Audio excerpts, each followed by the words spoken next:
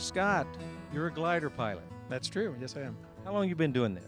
I started in 1983 when I was a student at Purdue, and I needed something to do over at summer school, so between classes. So there was a Lafayette Soaring Society that had a flyer out at the airport, so I went and took a ride and got hooked. So I flew for a few years, and upon graduation I was financially disadvantaged, so I stopped soaring until 1997, and when I came back to Indiana and decided to join up again with Central Indiana Soaring.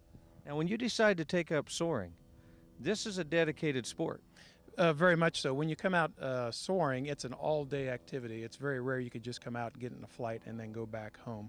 I fly my own glider, and you're usually talking an all-day event. I show up usually around 8 or 9 o'clock in the morning, rig my glider, do all my paperwork and everything else I need to do, and then I do my flight, of course, and then putting everything away, and then maybe a little fun time with the other pilots on top of that.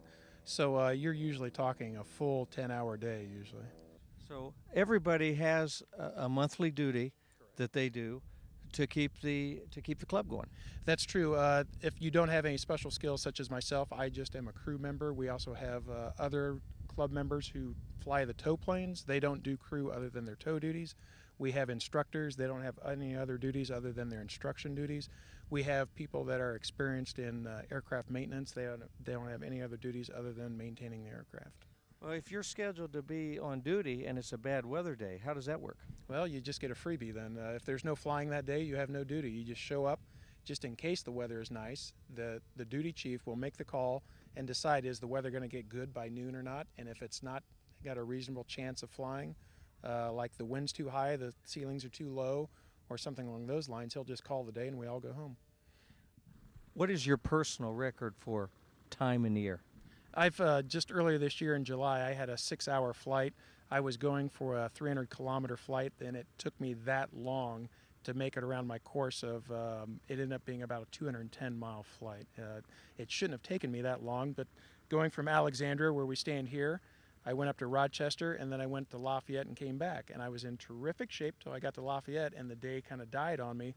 And what should have taken me just maybe a shade over an hour took me 2 hours and 15 minutes to get home, and it was pretty dicey at that. Scott, for the general public, if they wanted to come out here and just take a ride, do you offer that? We do it for $75. Anyone who's flown or never flown before can come out, like this person behind us right now. She's getting into the glider. For $75, you can come out, and you can't get at the front of the line, but if we have a little lull time like we have right now, you can get in the glider.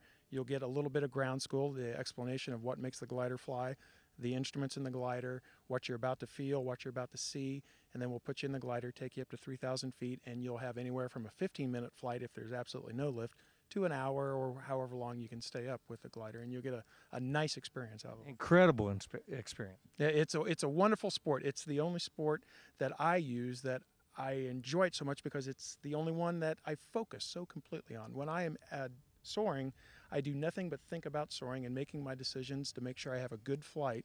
And if my work doesn't come into my mind, my family, troubles at home, anything like that, it never occurs to me because I have to be focusing on the flight. So when I get out of the glider, usually I'm physically exhausted if it's been a long flight, 3, 4, 5, 6 hours, and I'm mentally exhausted. It's just such a great feeling to be able to focus on something so intently.